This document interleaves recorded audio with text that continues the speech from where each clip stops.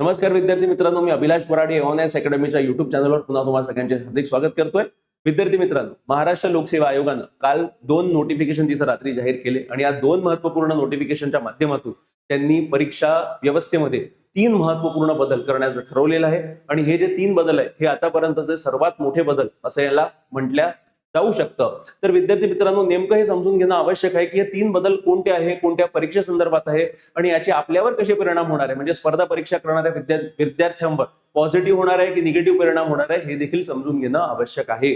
आणि यामध्ये अजून एक बदल त्यांनी सुचवलेला आहे, तो म्हणजे की परीक्षा ऑनलाईन व्हाव्यात की ऑफलाईन व्हाव्यात या संदर्भात देखील भाष्य या नोटिफिकेशनच्या माध्यमातून तिथं केलेलं आहे. आता बघा, पहिले जे नोटिफिकेशन काल आयोगानं जारी केलं विद्यार्थी मित्रांनो, हे होतं एमपीएससी राज्यसेवा मुख्य परीक्षेच्या संदर्भात.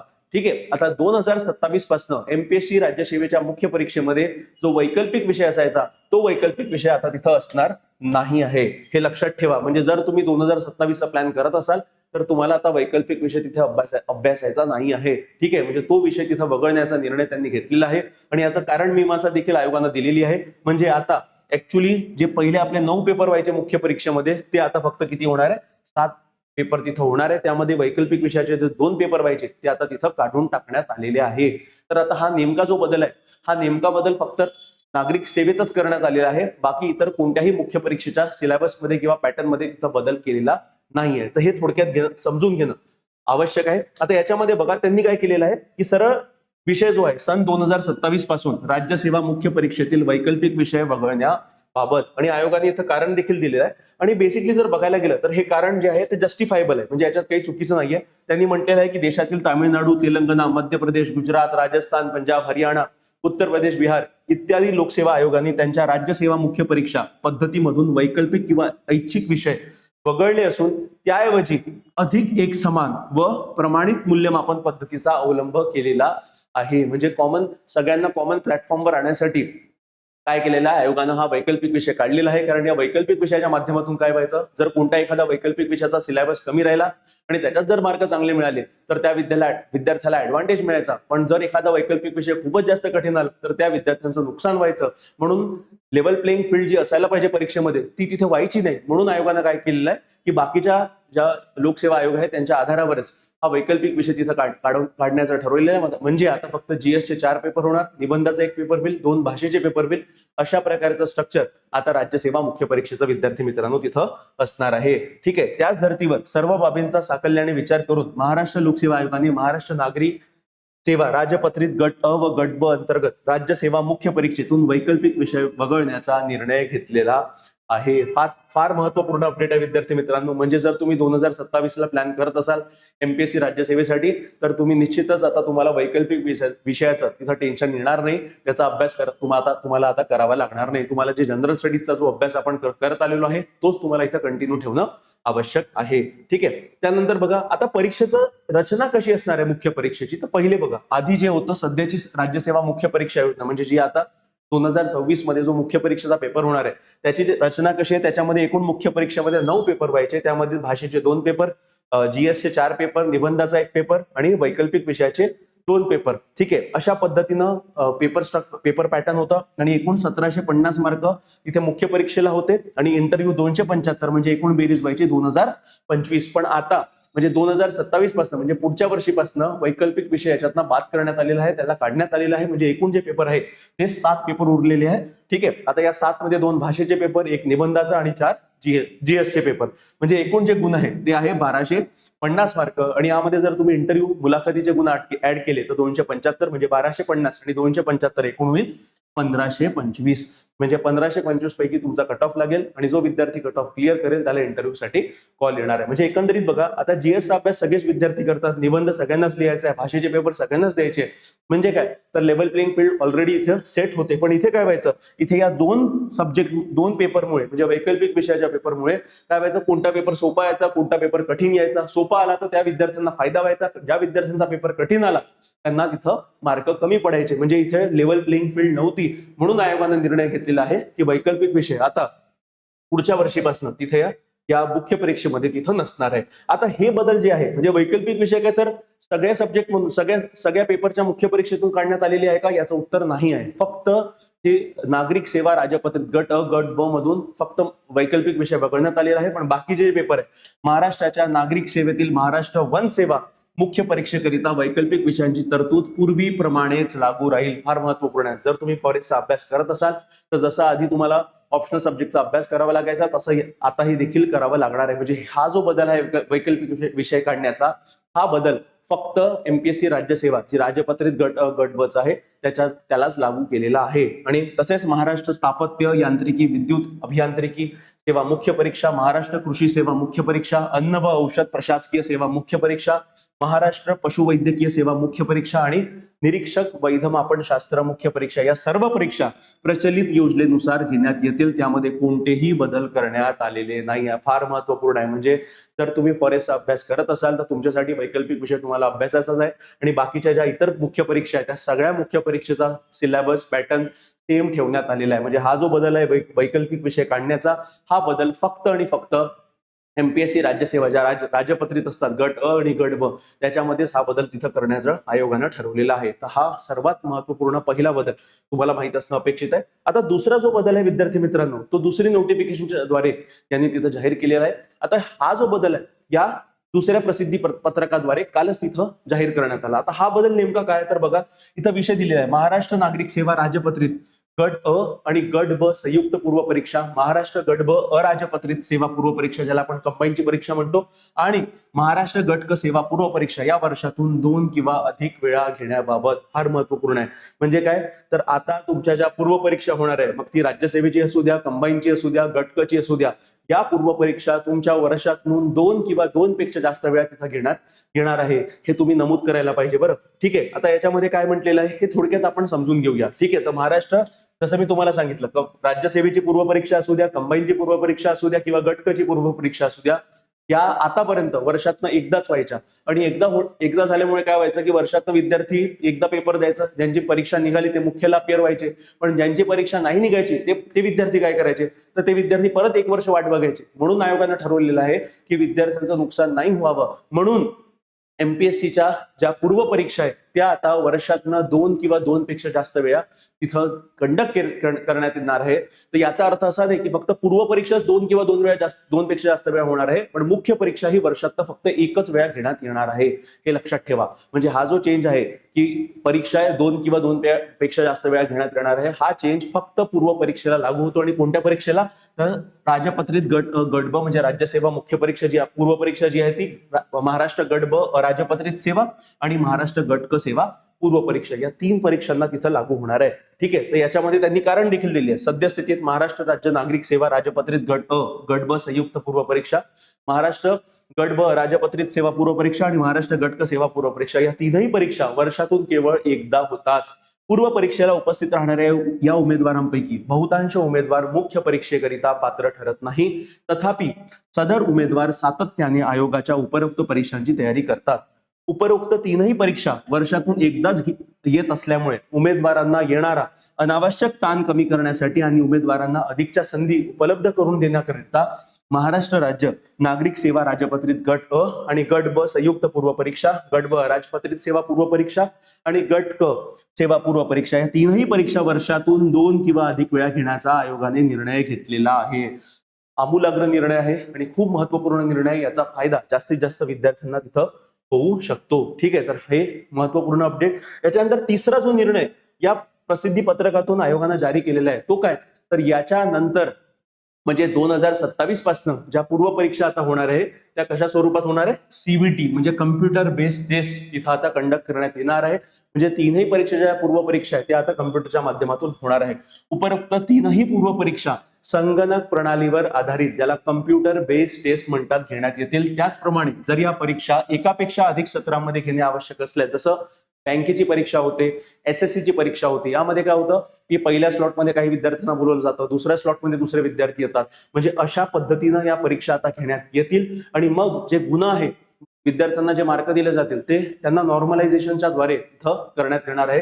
तर अधिक सत्रामध्ये घेणे आवश्यक असल्यास उमेदवारांच्या गुणाचे समानीकरण ज्याला आपण नॉर्मलायझेशन म्हणतो करण्याचा पद्धतीचा वापर करण्यात येणार आहे. याप्रमाणे संबंधित सेवेच्या घेण्यात आलेल्या 2 किंवा अधिक पूर्व परीक्षेपैकी कोणत्याही एका परीक्षेमध्ये पात्र ठरणाऱ्या या सर्व उमेदवारांना त्या वर्षीच्या संबंधित सेवेच्या मुख्य परीक्षेसाठी पात्र ठरविण्यात येईल. फार महत्वपूर्ण आहे.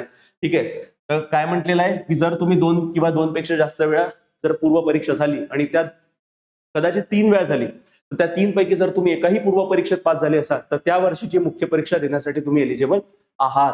ठीक आहे. तर असा निर्णय यांनी घेतलेला आहे. संबंधित सेवेची मुख्य परीक्षा वर्षातून एकदाच घेण्यात येईल. फार महत्वपूर्ण आहे. म्हणजे पूर्व परीक्षा 2 किंवा 2 पेक्षा जास्त वेळा घेण्यात येणार आहे, पण मुख्य परीक्षा ही वर्षातून फक्त एकदाच घेण्यात येणार आहे. संबंधित सेवेच्या 2 किंवा अधिक पूर्व परीक्षांमधून संबंधित सेवेच्या मुख्य परीक्षेसाठी उमेदवारांना पात्र ठरविण्यासंदर्भात कार्यपद्धतीबाबत स्वतंत्र प्रसिद्धीपत्रक अवगत करण्यात येईल. म्हणजे हे कसं होणार आहे की ऍक्च्युअली जर कोणत्या विद्यार्थ्यांनी सपोज 3 वेळा पूर्व परीक्षा झाली तर त्या 3 पैकी कोणती पूर्व परीक्षा त्याची क्रॅक झाली त्याचं, आणि मग त्याच्या आधारावर त्याला मुख्य परीक्षा अपियर व्हायला जे काही नियमावली आहे ती नियमावली आयोगानं अजूनपर्यंत तिथं जाहीर केलेली नाही. तर लवकरात लवकर त्याचं देखील प्रसिद्धीपत्र आयोग तिथं जारी करणार आहे. म्हणजे ही प्रक्रिया नेमकी कशी होणार आहे हे देखील आयोग तिथं सांगणार आहे. म्हणजे हे 3 महत्वपूर्ण बदल तिथं आयोगानं जाहीर केलेला आहे. विद्यार्थी मित्रांनो, पहिला बदल की एमपीएससी राज्यसेवा मुख्य परीक्षेतून जो वैकल्पिक विषय होता त्याला आता वगळण्याचं ठरवलेलं आहे. म्हणजे 2027 पासून जर तुम्ही एमपीएससी द्यायचा जर तुमचा प्लॅन असेल तर तुम्हाला आता ऑप्शनल सब्जेक्टचं टेन्शन तिथं राहणार नाही. दुसरं काय, तर दुसरा जो बदल केलेला आहे तो म्हणजे की आता ज्या पूर्व परीक्षा आहे, ठीक आहे, त्या पूर्व परीक्षा कोणत्या, तर एमपीएससीची पूर्व परीक्षा, कंबाईनची पूर्व परीक्षा, गट क ची पूर्व परीक्षा, या पूर्व परीक्षा आता वर्षातून 2 किंवा 2 पेक्षा जास्त वेळा तिथं कंडक्ट करण्यात येणार आहे. आणि जर तुम्ही 2 किंवा 2 पेक्षा जास्त सपोज 3 जर पूर्व परीक्षा झाल्या त्या एक्झामिनेशनचा 3 मधून एक जरी तुम्ही पूर्व परीक्षा पास झाली तर तरी तुम्ही त्या वर्षी मुख्य परीक्षेसाठी एलिजिबल असाल. आणि पूर्व परीक्षा ही 2 किंवा 2 पेक्षा जास्त वेळा घेण्यात येणार आहे, पण मुख्य परीक्षा त्या परीक्षेची एकदाच घेण्यात येणार आहे. हा दुसरा आमूलाग्र बदल. आणि तिसरा सर्वात मोठा बदल जो विद्यार्थ्यांच्या हिताचा अजिबात नाही, त्याचं कारण मी सांगेल, तो म्हणजे काय, तर आता ज्या परीक्षा आहे पूर्व परीक्षा, या 3ही परीक्षेच्या म्हणजे राजपत्रित गट ब, राजपत्रित गट ब आणि गट क यांच्या पूर्व परीक्षा आता येणाऱ्या 2027 पासून ऑनलाईन स्वरूपात तिथं कंडक्ट करण्यात येणार आहे. आणि याच्यामध्ये नॉर्मलायझेशन पद्धतीचा वापर तिथं करण्याचा आयोगानं ठरवलेला आहे. तर हे 3 महत्वपूर्ण बदल तिथं आता अंमलात आणण्याचं आयोगानं 2027 पासून ठरवलेलं आहे. आता बघा विद्यार्थी मित्रांनो, ऑप्शनल सब्जेक्ट काढला चांगला निर्णय आहे, त्याच्यामध्ये काही वाद नाही, कारण विद्यार्थ्यांवर ऑलरेडी ताण व्हायचा आणि एक लेवल प्लेइंग फील्ड नसायची, म्हणून ऑप्शनल सब्जेक्ट काढणं योग्य आहे. कारण हा निर्णय ऑलरेडी युपीएससी मागच्या काही वर्षापासून घेण्याचं ठरवत आहे, पण अजून देखील युपीएससीनं त्याच्यावर काही इम्प्लिमेंटेशन केलेलं नाहीये. म्हणजे युपीएससीच्या बाबतीत तर 2017-18 पासूनच चर्चा व्हायला लागली होती की ऑप्शनल सब्जेक्ट निघणार आहे, पण अजूनपर्यंत तसं काही झालेलं नाहीये. पण त्या युपीएससीच्या तुलनेत एमपीएससी थोडं पुढे निघून गेलं आणि ऑप्शनल सब्जेक्ट काढला. That is good decision. दुसरा जो निर्णय यांनी घेतलेला आहे तो म्हणजे की ज्या पूर्व परीक्षा आहेत त्या आता वर्षातून 2 किंवा 2 पेक्षा जास्त वेळेला होणार आहे.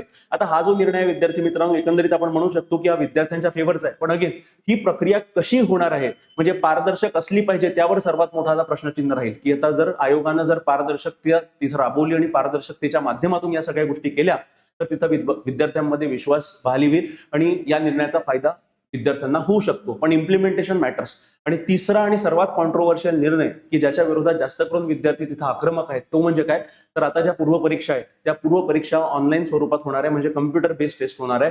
आणि याच्यामध्ये तुम्हाला सगळ्यांना माहित असेल बँकिंगचं प्रकरण, एसएससीचं प्रकरण, रेल्वेचं प्रकरण की पेपर फुटी कशा पद्धतीनं होत आहे, कशा पद्धतीने या ज्या कंपन्या ज्यांना टेंडर दिलं जातं या परीक्षांचं त्या प्रॉपरली त्या इम्प्लिमेंट करत नाही. तुम्ही सेंटरवर जाता, सेंटरची हालत काय आहे, जसं युपीचे वगैरे आपण उदाहरणं बघितली आहे. आणि नॉर्मलायझेशनचा जो क्रायटेरिया आहे तो देखील खूप जास्त कॉन्ट्रोवर्शियल आहे. म्हणजे याच्यामध्ये घोळ होण्याचा फार जास्त तिथं चान्सेस आहे विद्यार्थी मित्रांनो. म्हणून अशा परिस्थितीत किमान आयोगानं जी पूर्व परीक्षा आहे, म्हणजे जसं आपल्या परीक्षेची रचना होती ऑफलाईन स्वरूपाची, ती तिथं ठेवण्यात यावी असं आयोगाला माझी नम्र विनंती आहे. बट डेफिनेटली म्हणजे हा जो निर्णय आहे, तिसरा निर्णय ऑनलाईन परीक्षा घेण्याचा, हा विद्यार्थ्यांच्या हिताचा अजिबात नाही. कारण ज्या प्रकारे आपण इतर परीक्षेमध्ये बघितलं तर त्याचे कसे दूरगामी विपरीत परिणाम विद्यार्थ्यांवर होत आहे, पेपर फुटी होत आहे, ठीक आहे, मग असे वेगवेगळे प्रॉब्लेम्स होत आहे. तर ते विद्यार्थ्यांसोबत, राज्यसेवा करणाऱ्या विद्यार्थ्यांसोबत किंवा एमपीएससीचा अभ्यास करणाऱ्या विद्यार्थ्यांसोबत होऊ नये अशी आमची इच्छा आहे. तर एकंदरीत हे 3 महत्वपूर्ण निर्णय आहे विद्यार्थी मित्रांनो. तर अशा पद्धतीनं आयोगानं हे जे 3 आमूलाग्र बदल तिथं काल करण्याचं ठरवलेलं आहे. आता बघा, जर तुम्हाला एमपीएससी राज्यसेवेसंदर्भात आता ऑप्शनल सब्जेक्ट निघालेला आहे, तर ऑलरेडी आपण मेंटरशिप प्लॅन आपला चालू आहे, त्यामध्ये आपले विविध प्रोग्राम चालू आहे. तर या मेंटरशिप प्लॅन मध्ये पहिले आम्ही ऑप्शनल सब्जेक्ट टाकला होता, पण लवकरात लवकर आम्ही तो ऑप्शनल सब्जेक्ट काढून मेंटरशिप कशी करायला पाहिजे, अभ्यास कसा करायला पाहिजे याच्यावर नियोजन लवकरात लवकर तिथे मी तुमच्यासाठी घेऊन येतोय. तुम्हाला जर हे नोटिफिकेशन हवं असेल किंवा काहीही डाऊट असतील तुमच्या मनात, शंका कुशंका असतील, तर सरळ तुमचा मोबाईल फोन उचला आणि मला माझ्या वैयक्तिक नंबरवर 8806242059 वर डायरेक्टली तुम्ही कॉल करू शकता. किंवा तुम्हाला हे नोटिफिकेशन डाउनलोड करायचं असेल तर आमचं टेलिग्राम चॅनल आहे, हे टेलिग्राम चॅनलचा QR कोड आहे किंवा डिस्क्रिप्शनमध्ये टेलिग्राम चॅनलची लिंक दिलेली आहे, तिथून हे चॅनल तुम्ही अवश्य जॉईन करायला पाहिजे. कारण अशा प्रकारचे जे महत्त्वपूर्ण अपडेट आयोगाचे हे तुम्हाला सर्वप्रथम त्या ग्रुपवर मिळतात. विद्यार्थी मित्रांनो, यासोबत जर डेली करंट अफेअर्स आहे त्याचा देखील ऍक्सेस तुम्ही घेऊ शकता. जर तुम्हाला डेली आन्सर रायटिंग प्रोग्राम जर जॉईन करायचा असेल, जर तुम्ही एमपीएससी राज्यसेवेला टार्गेट करत असाल, मग 2026 मध्ये असू द्या, 2027 मध्ये असू द्या, तर तुम्ही हा चॅनल डेफिनेटली जॉईन करायला पाहिजे. यामध्ये दररोज 1-2 प्रश्न पडतात आणि त्या 2 प्रश्नाचं प्रॉपर डिस्कशन, मॉडेल आन्सर, या सगळ्या गोष्टी हा प्रोग्राम आमच्या अकॅडमीच्या वतीनं फ्री ऑफ कॉस्ट तिथं चालवला जातोय. व्हिडिओ पॉज करा आणि या QR कोड स्कॅन करा किंवा डिस्क्रिप्शन मध्ये या चॅनलची लिंक दिलेली आहे, तिथून देखील तुम्ही हे ग्रुप जॉईन करू शकता. आणि त्यानंतर सर्वात महत्त्वपूर्ण विद्यार्थी मित्रांनो, आम्ही मेंटरशिप प्रोग्राम 2027 साठी म्हणजे जे रिपीटर विद्यार्थी आहेत त्यांच्यासाठी लॉन्च केलेला आहे. हा प्रोग्राम अश्वमेध या नावाने आम्ही चालवतोय. या प्रोग्राममध्ये नेमका अभ्यास कसा करावा, काय करावा, आणि मी स्वतः याच्यामध्ये फक्त 50 पोरं इन्रॉल करत आहे. ऑलरेडी 30 पेक्षा जास्त ऍडमिशन झालेले आहे, पण लवकरात लवकर तुम्ही एनरोल करा आणि याचा लाभ घ्या. या प्रोग्राम अंतर्गत मी स्वतः तुमच्याकडनं अभ्यास करून घेणार आहे आणि 1-to-1 मेंटरशिप आहे, म्हणजे मी तुम्हाला इंडिव्हिज्युअल लेवलवर तिथं गायडन्स करणार आहे. या संदर्भात देखील तुम्हाला जर माहिती हवी असेल, डिटेल्स हवे असेल, सरळ मोबाईल फोन उचला आणि मला माझ्या नंबरवर कॉल करा. किंवा जर तुम्हाला डेली आन्सर रायटिंग जर प्रोग्राम जॉईन करायचा असेल, हा प्रोग्राम सगळ्यांसाठी आम्ही फ्री ऑर्गनाईज केलेला आहे, याच्यात कोणतेही छुपी कॉस्ट नाही. बघा, लक्षात ठेवा. तर फ्री आन्सर रायटिंग प्रोग्राम आहे. हा जर तुम्हाला प्रोग्राम जॉईन करायचा असेल तर आमचं व्हॉट्सअप चॅनलची लिंक डिस्क्रिप्शन मध्ये दिलेली आहे किंवा टेलिग्राम चॅनलची लिंक डिस्क्रिप्शन मध्ये दिलेली आहे. हा प्रोग्राम आम्ही परिश्रम नावाने चालवतोय. दररोज सकाळी 10 वाजता प्रश्न पडतो, 10 ते 12च्या दरम्यान तुम्हाला उत्तर लिहिणं अपेक्षित असतं. 12 ते 1च्या दरम्यान मॉडेल आन्सर पडतं आणि 1 वाजता आणि 3 वाजता असे 2 डिस्कशन, 2 प्रश्नाचे दररोज तिथे घेतल्या जात आहे. आणि हा प्रोग्राम अविरतपणे 100 दिवसासाठी तिथं आम्ही राबवणार आहे. त्यानंतर जसं मी तुम्हाला सांगितलं की 1 वाजता पहिल्या प्रश्नाचं डिस्कशन, इथिक्सचं आणि जीएसचे बाकी 3 सब्जेक्ट आहेत त्याचं डिस्कशन दुपारी 3 वाजता. अशा पद्धतीने प्रश्न 10 वाजता पडतो.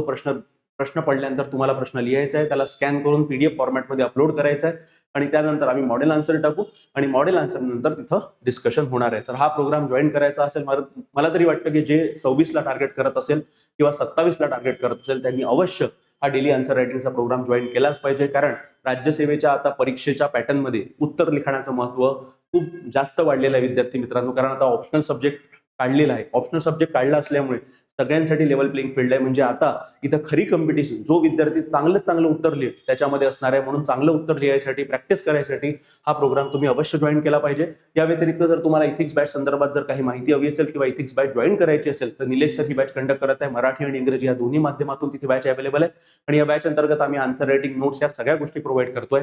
या बॅच संदर्भात माहिती हवी असेल तर अगेन 9403692940 त्याच्यावर तुम्ही डायरेक्टली कॉल करू शकता. आणि हे लक्षात ठेवा, आता ऑप्शनल सब्जेक्ट निघालाय म्हणजे इथिक्स या पेपरचं महत्व अजून देखील वाढणार आहे. म्हणून याच्यावर अभ्यास लवकरात लवकर करायला लागा. तुम्ही 27 टार्गेट करत असाल किंवा 26 टार्गेट करत असाल, पण इथिक्सचं महत्व आता खूप जास्त वाढलेलं आहे. आणि जर तुम्ही नवीन विद्यार्थी असाल आणि तुम्हाला नवीन बॅच जॉईन करायची असेल तर आमची समर्पण बॅच विद्यार्थी मित्रांनो, या बॅच अंतर्गत आम्ही मेंटरशिप प्रोव्हाइड करणार आहे. Test series, class notes, basic to advance coverage सगळ्या गोष्टी याच्यामध्ये असणार. आणि या बॅच अंतर्गत जे रेकॉर्डिंग तुम्हाला मिळणार आहे ती लाईफ टाईम रेकॉर्डिंग मिळणार आहे. म्हणजे तुम्ही आयुष्यभरासाठी या बॅचचा ऍक्सेस तुम्हाला दिला जाणार आहे. आणि याच्यामध्ये जी आमची टीम आहे, प्रत्येकाने UPSC आणि MPSCचा किमान एक इंटरव्ह्यू दिलेला आहे विद्यार्थी मित्रांनो. म्हणजे प्रॉपर वेल क्वालिफाईड टीम आहे. ही समर्पण बॅच इथे आम्ही फक्त 29,999 मध्ये अवेलेबल करून देतोय. यामध्ये 10% सरसकट डिस्काउंट आहे. म्हणजे हीच बॅच तुम्हाला 26,999 ला तिथे अवेलेबल होईल. यामध्ये इन्स्टॉलमेंट फॅसिलिटी देखील आहे. जर तुम्हाला या बॅच संदर्भात इन्क्वायरी करायची असेल तर अगेन हे 2 नंबर दिलेले आहे. यापैकी कोणत्याही नंबरवर तुम्ही कॉल करू शकता. जर कॉल केला तर अजून ऍडिशनल डिस्काउंट मिळेल. आणि हे सगळे आमचे जे कोर्सेस आहे, या व्यतिरिक्त काही फ्री कोर्सेस आम्ही बनवलेले आहेत. त्याचा जर तुम्हाला ऍक्सेस हवा असेल तर अगेन विद्यार्थी मित्रांचं आमचं ऍप आहे. हे ऍप तुम्ही अवश्य डाउनलोड करा. याची लिंक सुद्धा डिस्क्रिप्शन मध्ये दिलेली आहे. आणि सर्वप्रथम जर तुम्हाला या अशाच संदर्भाचे जर अपडेट हवी असेल किंवा परीक्षे संदर्भात काही माहिती हवी असेल, सिलेबस हवा आहे, बुक लिस्ट हवी आहे, काही जर माहिती हवी असेल, एकदम बेसिक जरी तुमचा डाऊट असेल तरी बिंदास फोन करा किंवा मेसेज करा 8806242059 या नंबरवर. तर विद्यार्थी मित्रांनो, या व्हिडिओमध्ये इतकंच. जर तुम्हाला व्हिडिओ आवडला असेल तर व्हिडिओ लाईक करा, शेअर करा आणि चॅनलला सबस्क्राईब करायला विसरू नका. धन्यवाद.